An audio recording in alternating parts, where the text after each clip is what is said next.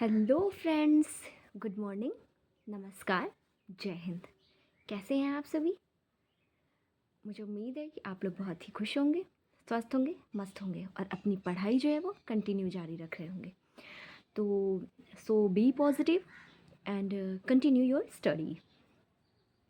तो चलिए ठीक है, आप देख रहे हैं मेरा चैनल समाधान ए टू जेड। समाधान ए टू जेड में समाधान ए टू जेड के इस लगातार एपिसोड में मैं आपको आज बताऊंगी अपने प्रयागराज के बारे में। तो आपको पता ही है कि 144 वर्षों के बाद यहाँ पे पूर्ण कुंभ का मेला लगा हुआ है।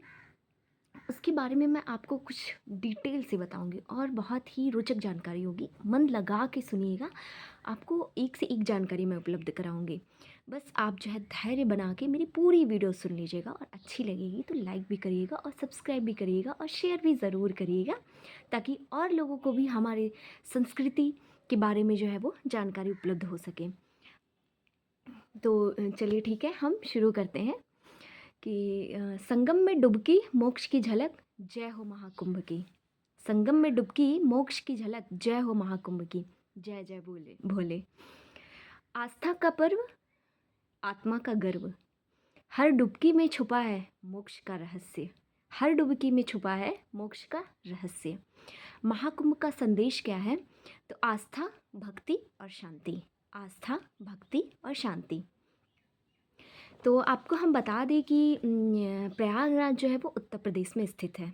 ठीक है, उत्तर प्रदेश में स्थित उत्तर प्रदेश में स्थित है। आपको पता है कि उत्तर प्रदेश में 75 जिले हैं और 76वां जिला किसको बनाया गया है? महाकुंभ को बनाया गया है। तो मुझे पता है ये जानकारी आप सबको ज़रूर पता होगी। तो अगर आपको बात करें, अब देखिए, अब मैं जो बताने जा रही हूँ वो इम्पॉर्टेंट चीज़ है आपके एग्ज़ाम के पॉइंट ऑफ व्यू से। कुछ कुछ चीज़ें हैं जो मुझे इम्पॉर्टेंट लगी, तो वो मैंने आप लोग के लिए बना ली है। तो देखिए, 5600 करोड़ रुपए जो है वो उत्तर प्रदेश सरकार इस कुंभ मेले में खर्च कर रही है। फर्स्ट पॉइंट क्या है? 5600 करोड़ रुपए जो है वो यूपी सरकार जो है इस कुंभ मेले में खर्च कर रही है। और यह जो है एक नेशनल मेला नहीं कह सकते, यह इंटरनेशनल मेला कह सकते हैं आप इसको। आपको पता है, अगर आप जो है स्पेस से जाएंगे देखेंगे तो आपको चीन की महान दीवार दिखाई देती है नंबर 1 पे, और नंबर 2 पे आपको दिखाई देता है कुंभ का मेला। मतलब कि पूरे विश्व में इतने ज़्यादा लोग यहाँ पे एकत्रित होते हैं कि उसके बाद दूसरी चीज़ जो दिखती है वो है कुंभ का मेला। और तीसरा जो है वो सबसे बड़ा, अगर मेले की बात करें तो वो लगता है, एक और मेला लगता है, गंगा सागर मेला लगता है, वो पश्चिम बंगाल में लगता है। तो फिलहाल चलिए हम वापस आते हैं अपने जो है कुंभ के मेले पे। तो आपको हम बता दें कि ये नेशनल मेला नहीं है, यह एक इंटरनेशनल मेला है और इसके लिए 2100 करोड़ रुपए का बजट जो है वो केंद्र सरकार ने भी एलोकेट किया है कुंभ के मेले के लिए। और आपको पता है कि यूनेस्को की अमूर्त धरोहर सूची में कुंभ के मेले को शामिल किया गया है और यह मेला जो है वो 144 साल बाद लगा हुआ है। तो मुझे लगता है कि हम और आप बहुत खुश नसीब हैं, क्योंकि जब मेला लग रहा है तो हम लोग जो है जीवित हैं और उपस्थित हैं प्रत्यक्ष देखने के लिए।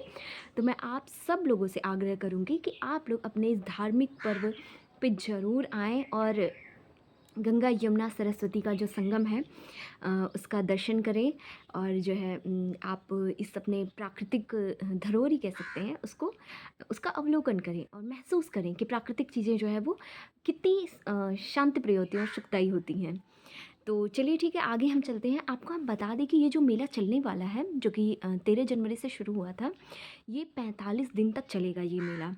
तो आप सब समय निकाल कर ज़रूर आएँ, 45 दिन तक चलेगा, अभी है। तो आपको पता है इस मेले में 40 करोड़ लोग आने वाले हैं। कितने लोग आएंगे? 40 करोड़ लोग आएंगे और 50,000 सिक्योरिटी पर्सन जो है वो इस मेले में तैनात की गई हैं। 25 और अब बात करें अगर उत्तर प्रदेश सरकार की, कि इतना बड़ा मेला का आयोजन हो रहा है, 5600 करोड़ जो है वो खर्च भी कर रही है, 2100 करोड़ जो है वो केंद्र सरकार ने भी दिया है। तो अब उत्तर प्रदेश सरकार को भी कुछ अन्न होगा। तो ऐसी उम्मीद जताई जा रही है कि 25,000 करोड़ जो है वो राज्य सरकार को भी प्राप्त होगा। तो राज्य सरकार जो है बहुत ही मेहनत से जो है इस मेले का आयोजन कर रही है और अच्छा जो है अच्छी चीज़ें यहाँ पे जो है प्रोवाइड कराई गई हैं। श्रद्धालु के लिए जो है ड्रोन के माध्यम से पुष्प वर्षा कराई जा रही है। तो ये एक जो है अच्छा पल है लोगों के लिए और श्रद्धालुओं के लिए। दूर-दूर से श्रद्धालु भी यहाँ पे आ रहे हैं।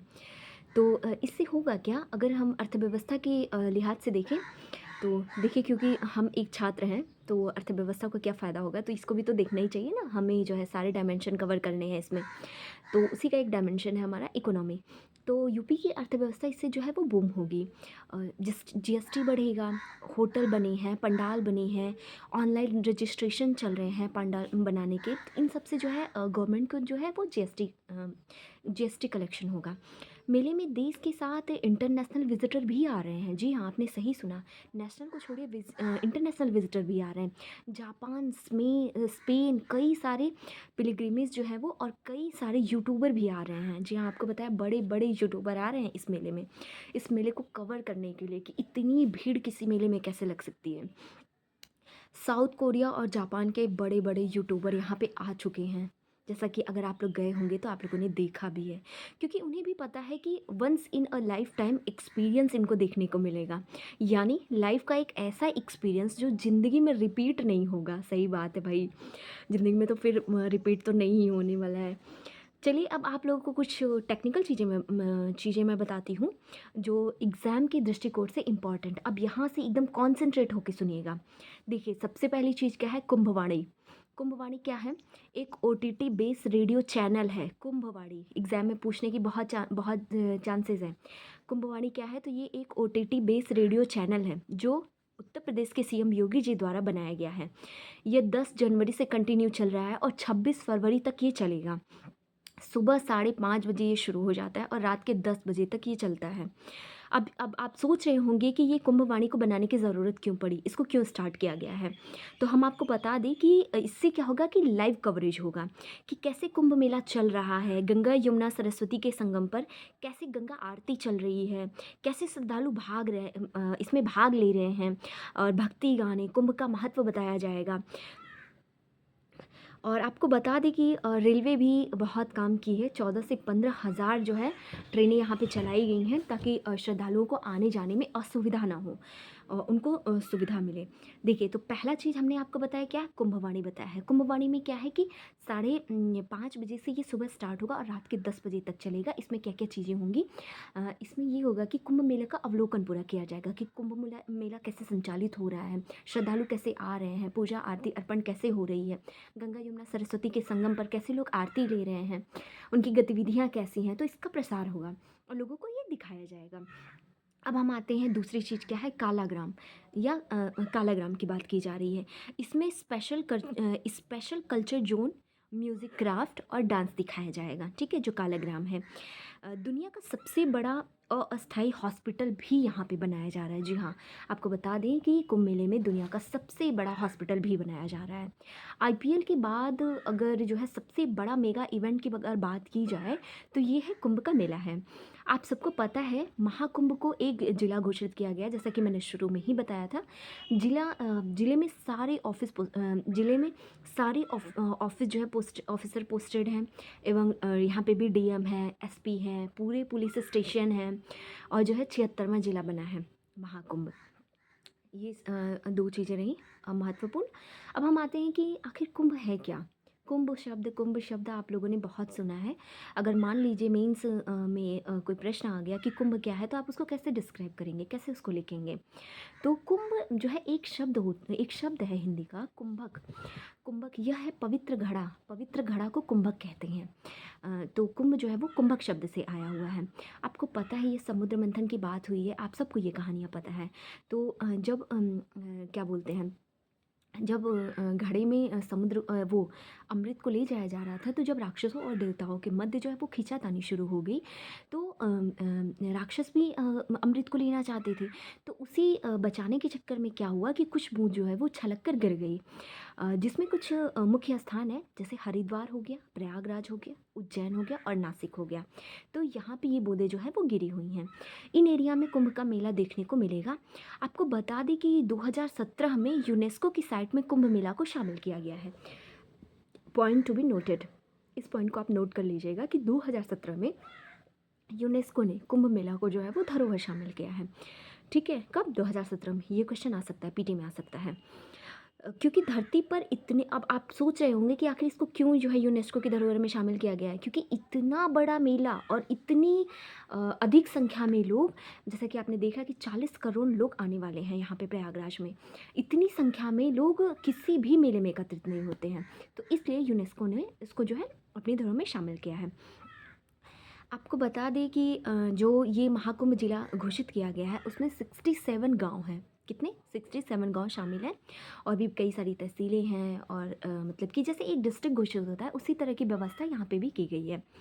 अब हम आपको बता दें कि टेंट, मतलब कि अगर कोई आएगा तो उसको रहने के लिए तो जगह चाहिए ही होगी, तो उसी सिलसिले में यहाँ पे टेंट की भी व्यवस्था की गई है। यहाँ पे आपको बता दें लग्जरी टेंट की भी व्यवस्था की गई है बाहर से आने वाले लोगों के लिए, क्योंकि कोई भी टूरिस्ट कहीं भी जाता है तो मतलब उसको रहने की सुविधा तो वो देखता ही है, तो वो देखेगा कि मेला इतना इम्पोर्टेंट क्यों है, इसको क्यों इम्पोर्टेंस दी जा रही है, क्या ऐसा इस बार ही हो रहा है। तो चलिए, एक प्रश्न है कि क्या कुंभ मेला इतना इम्पोर्टेंट आखिर क्यों है? क्या जो है इतनी सारी व्यवस्थाएं इस बार ही की जा रही हैं कुंभ मेले में, या पहले भी कभी इसकी चर्चा हो चुकी है, या बहुत पहले से कुंभ मेला आयोजन किया जा रहा है? तो आपको हम बता दें कि अगर आप पीछे जाएंगे, हिस्ट्री में जाएंगे, तो गुप्त काल में भी कुंभ मेले का जिक्र किया गया है, मध्यकाल में भी कुंभ मेले का जिक्र है, दिल्ली सल्तनत में भी कुंभ मेले का जिक्र किया गया है, और चर्चा है कि ब्रिटिश एडमिनिस्ट्रेशन के समय पर जेम्स प्रिंसेस ने भी कुंभ मेले की बात कही है। ठीक है, गुप्त काल हो गया, दिल्ली सल्तनत हो गया, ब्रिटिश काल हो गया, जेम्स प्रिंसेस ने भी कुंभ मेले की बात जो है वो कही है। और उन्होंने जेम्स प्रिंसेस ने बताया था कि यहाँ पे कुंभ मेला लगता है, और रिलीजियन गैदरिंग की बात इन्होंने कही है कि यहाँ पे होता है।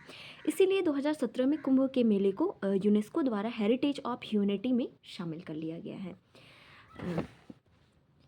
अब चलिए हम आपको कुछ महत्वपूर्ण बातें बता देते हैं कि कुंभ का मेला जो है वो 4 जगह लगता है, जो कि मैंने बताया कि अमृत की बूंद छलकी थी हरिद्वार में गंगा नदी पर, उज्जैन में क्षिप्रा नदी पर, नासिक में गोदावरी नदी पर जिसको दक्षिण की गंगा कहते हैं, गोदावरी को दक्षिण की गंगा कहते हैं, और प्रयागराज में संगम, मतलब यमुना, गंगा, यमुना और सरस्वती पे। देखिए, मैं इस चीज़ को आपको फिर से रिपीट करा दे रही हूँ क्योंकि ये प्रश्न हमेशा पूछा जाता है। हरिद्वार में गंगा नदी पर, ठीक है, प्रयागराज में गंगा यमुना सरस्वती के संगम पर, उज्जैन में क्षिप्रा नदी पर, ठीक है, और नासिक में गोदावरी नदी पर। नासिक आप आएंगे महाराष्ट्र के पास में, तो नासिक में गोदावरी नदी पर, ठीक है, और गोदावरी को क्या कहते हैं? दक्षिण की गंगा कहते हैं। ठीक है, अब देखिए होता क्या है कि ये जो शब्द आते हैं महाकुंभ, पूर्ण कुंभ, माघ कुंभ, ये सब हैं क्या? इसको आप जान लीजिए और बहुत ही बारीकी से देखिएगा। महाकुंभ 12 साल में लगता है, जो महाकुंभ होता है वो 12 साल में लगता है। 12 पूर्ण कुंभ हो जाते हैं तब महाकुंभ लगता है, ठीक है। जब 12 पूर्ण कुंभ हो जाते हैं तब महाकुंभ लगता है। अर्ध कुंभ होता है, पूर्ण कुंभ होता है और महाकुंभ होता है, ठीक है।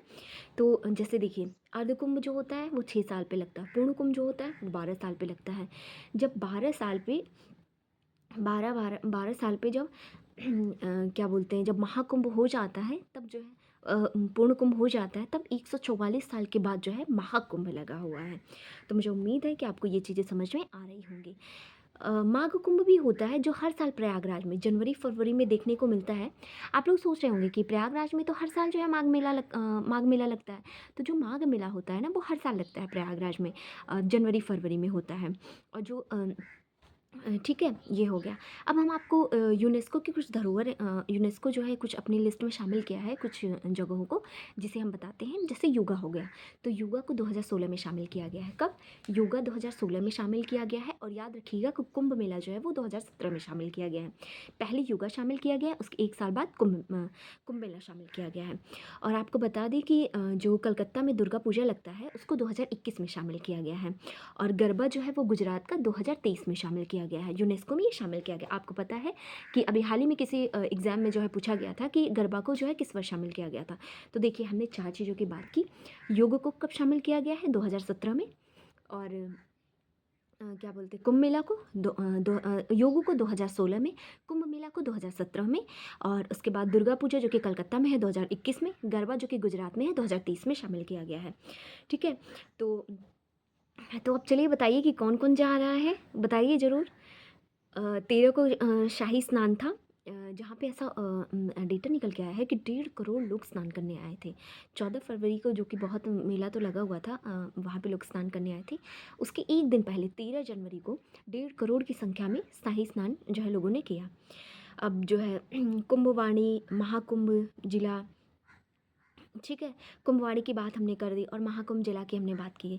तो आपको हम बता दें कि कुछ पॉलिटी की भी बातें कर ली जाए, इकॉनमी की तो हो चुकी हैं। तो आपको हम बता दें कि जो जिला घोषित होता है ना, तो जिला घोषित करने की जो शक्ति होती है वो राज्य सरकार के पास होती है। तो महाकुंभ की महा जानकारी कैसी लगी? अपना फीडबैक मुझे ज़रूर दीजिएगा, लाइक और सब्सक्राइब ज़रूर करिएगा, ठीक है? कि आपको जो है कुंभ मेले की जानकारी, ये संपूर्ण जानकारी सौम्या की ज़ुबानी कैसी लगी आपको? आप जो है ज़रूर बताइएगा, और आपको अगर अच्छा लगेगा तो मैं ऐसी ही नई-नई स्टोरी आप लोग को बताती रहूँगी। ठीक है? नमस्कार, धन्यवाद।